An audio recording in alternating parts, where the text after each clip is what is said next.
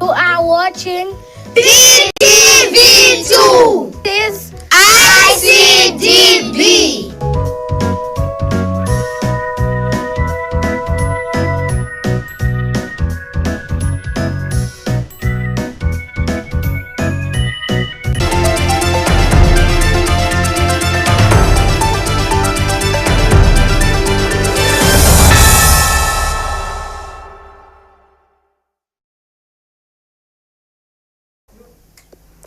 Hello, welcome to the news flash on Prime TV2, the home of breaking news.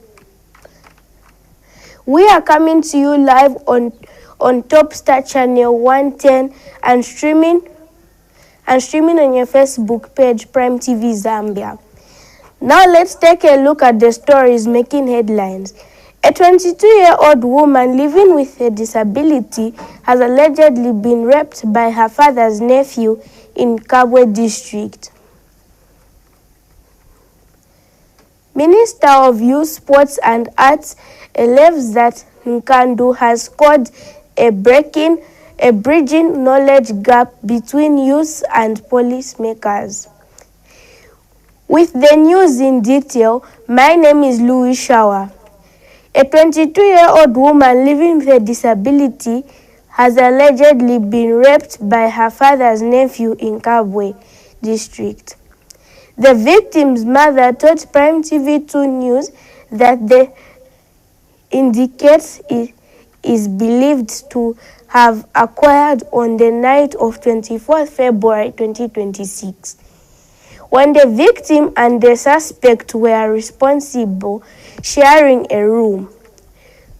Joseph Nchanda has the details in this report. Chenyi ibomba so ganala so akukuba so pro mpaka so ukuchino kubuko bushikuko na urefe mwanda so ganala la panshi turaibwesha akaso turaibwesha ukuru kwako na paso wakati kuchapo ni panshi paso ukuru. She explains how her 22-year-old firstborn child is locked up in chains when it is time to go to bed. It is in the same room where the 22-year-old woman, who is unable to talk or properly walk, was allegedly raped by her brother. Nalikuwa mwana otaranda nokwenda tenda bwino solomba aisaiba umukashana otwikana nankuru chirali mpera masaini achubushikoro na chirara kwa ulo mulumendo achira nchitaso balala mundu muimo enalala pa bedi enalalira kuno kusaidi rumu ikuluka ilinga ndaino no balala na brother wako bakonkana nankui nombe fine alikwata ko problem sometimes arabuka limbi kama mu brother wakupa mkoshi sasa ndacha uyu akansha kalala kwa pasiti ofo twashire mfura twasasanga chishingana kwa tana brad ofo naishire itako abakaramba bandi twasaya kubacha polisi ro twaire kubacha polisi bakapukorofu balembere buno bwino bampera na medical na ku hospital nakwena kudya ofo bamumwene bamucheckinga basanga na brad ile fuma ofo balembere basanje bati maro chero mukesi doctor akese sign up na ina kese mucheckinga mu Musambika ofo na cherere ku hospital chero ofo bamumwene omwana doctor sasanga chishinga na ina asign up. The victim's mother and aunt want the law enforcers to do their job. Amashiwe yangu itukuli polisi kuchina tumo kuisa mwikatoyo mulumendo ine fila balandira chikumutwara techi mukwanisha kalumbinga pacho abadaji bako uyu mwana abalume banje abakalamba babo abaume ebafyara uyu mwana so ni sister wako so mwebu teko mwebala tuwafurisha kupali chini mwebu tapali abala tuwafa mwebala tuwafa ni mwe uyu mwana limbikuti chachi ni ashera na amalwere chachi ine limbino kumonaula na amonaula tatuishive. According to the victim's family, the suspect has abandoned his residence and now to unknown destination. Joseph Siambihi reporting, Prime TV News in Kabwe. Mansa Mayor has experienced disappointment with the workmanship on the amount completed on one by the 3-classroom block at Namanchi Secondary School.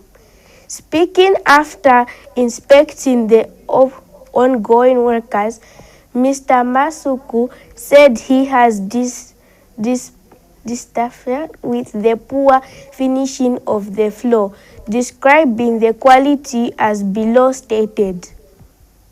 I will tell you that sometimes it's not that it's us the politicians that fail, but the people that are given jobs that fail. He has inspected the ongoing construction of a 1x3 classroom block at Namwandwe Secondary School.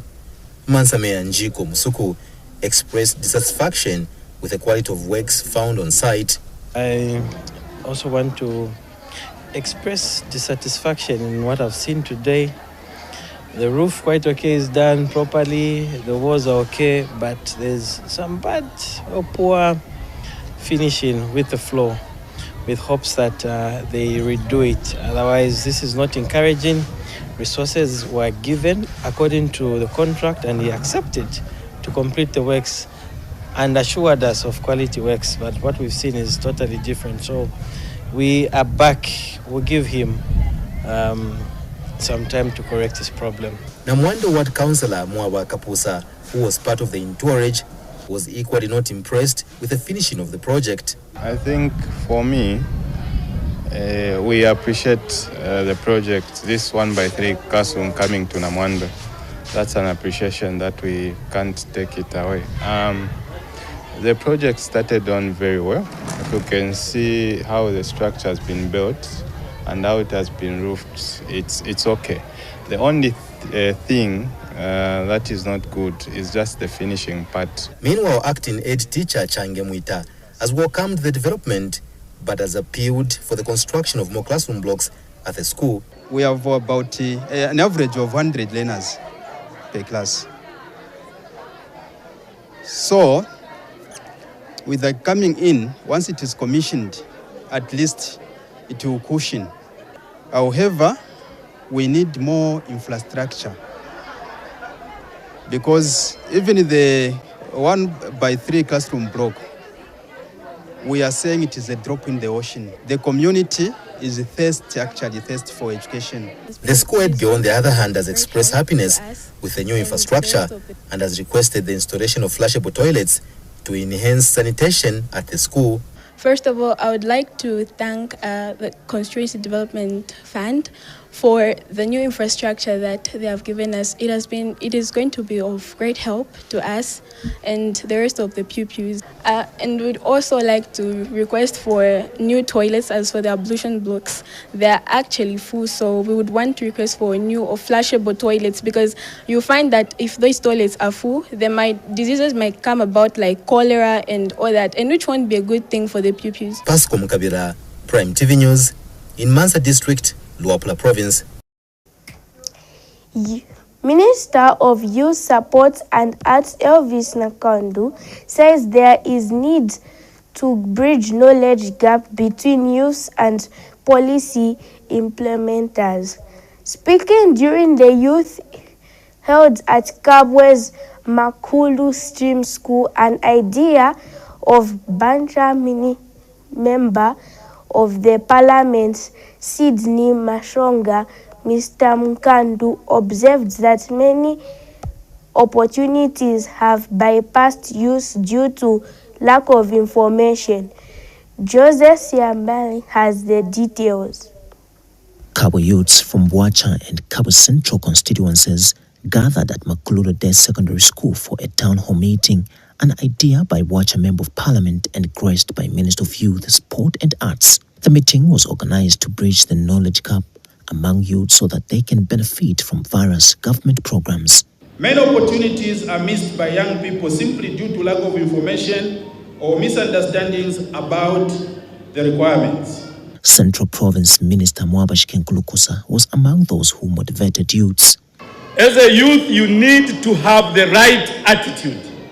There is a saying that attitude defines your altitude. And during his interaction with the youths, Mr. Nkando stated programs and opportunities available in his ministry and warned individuals charged with the responsibility to help youths. Mwalimu na Western Province ku Southern ku wakaputa ku Northern trepera maonda na grant. Apanomba ndi mu centro na lambira pachitambo ukulaisa all the yonsama districts saya mu Central Province ero na ifya na sports equipment ifintu kuti government ireleta kuri bambya abashirefu ayo kufisha ku bantu barafire isako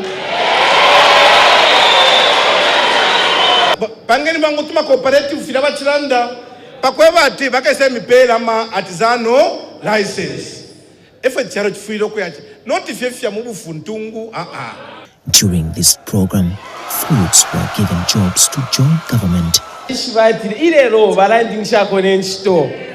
Ndetotera sana nati bari sot sana. It can only be good, and we are giving thanks to the president for awarding us with this opportunity, and we won't take it lightly, but we'll make sure that we deliver as we will be given even these jobs. Later, the team visited Zambia China Mulungushi textiles to appreciate the progress made so far. Joseph Siambihi reporting, Prime TV News in Kabwe. The Action Institute for the Policy Against Censure has called for the strict penalties against sinner matters. Government to ensure the company takes full financial responsibility for the environment cleanup while independent. International experts oversee remediation efforts.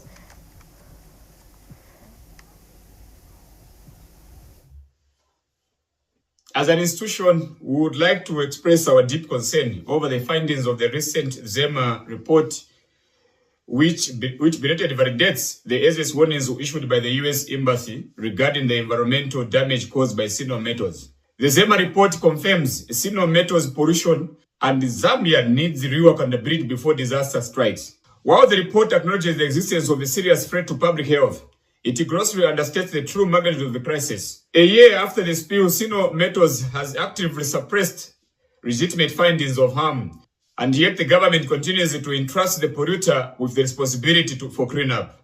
This is a fundamental error. Global precedent shows that effective remediation requires sophisticated expertise, not superficial measures. Sino Metals' current efforts may risk scooping up disasters without proper supervision or safeguards to do nothing to prevent the ongoing contamination of groundwater, airborne particles, and community exposure. This is one of the most egregious cover-ups in recent memory. The Zambian people bear the cost with their health and lives, while Sino Metals is allowed to expand into new ventures without accountability, and likely notable Western firms. Sino Metals is not even required to provide the ZCCM with an ownership stake, further exploiting Zambian resources. We therefore call for immediately and severe penalties on Sino Metals. The company must be held financially reliable for the full scale of cleanup and must not be allowed to manage it themselves. Independent and internationally recognized environmental experts must be brought in to oversee remediation. Sino Metals should face restrictions on further mining ventures until it demonstrates compliance with global environmental standards. Zambia must also strengthen its regulatory framework to ensure that no polluter is ever again allowed to dictate the terms of its own accountability. We would also want to appeal to the international community, must recognize the scale of this injustice. Zambia deserves the transparency of the Zambian people and a dangerous precedent for global environmental governance. The government's food security pack program in Western Province significantly changing lives of the vulnerable but verbal farmers. We have the details. The Food Security Pack program, an initiative by the Ministry of Community Development and Social Services, continues to positively impact individuals in various districts of Western Province. Today, the Permanent Secretary of the Ministry, Beatrice Chilomo, visited Kama District to witness the program's effects and encourage beneficiaries to make the most of this opportunity. In Amimbo area, the Permanent Secretary observed the piggery project brought through the Food Security Pack program. It is exciting, really, to note that people are hearing and listening and actually walking the talk when the president is talking, when the government is talking. Even the little FSP is reaching in these beneficiaries in this ward.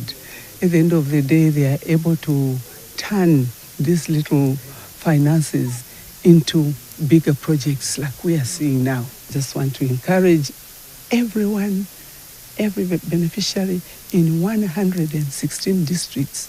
And for your own information, the president has increased the wetlands from 40,000, another 80,000 now. Wetlands will receive 120,000 household beneficiaries. And this is massive. She also toured maize and groundnut fields, expressing her satisfaction with the farmers' performance. It's so encouraging. So I'm encouraging all districts, those that receive inputs that do not end up in the hands of the beneficiaries. It will be sad when we visit you, we don't find these fields, because we are on our way to ensure that this increase that the president has increased goes straight in the hands of the beneficiaries. Beneficiaries of this program are delighted with the support and are urging the government to provide further assistance to enhance their productivity. Yonona Karoloe, Konese Kuwen project ya Pigari. Working Savunde wale vovileten, Kona was initiative. A program ya Pigari, Kakuintoe, ilikuwa very demanding for.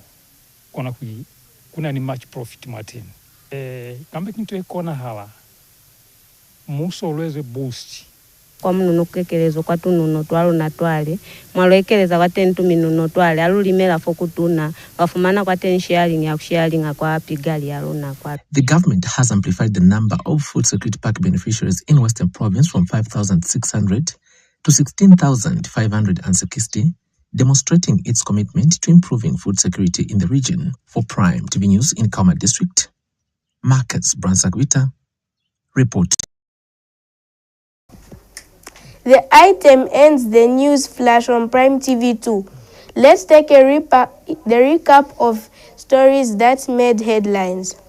A 22-year-old woman living in Kabwe district has allegedly been raped by her father's nephew in Kabwe district. Mansa Mayor fought workmanship on Nakondwe School classroom block. Minister of Youth, Sports and Arts Elvis Nakonde has called for bridging knowledge gap between youth and policy makers. Thank you so much for staying with us. But for these and other stories, like our Facebook page, that is Prime TV 2 Zambia, on behalf of the entire news and production crew, my name is Louis Shawa. Stay tuned.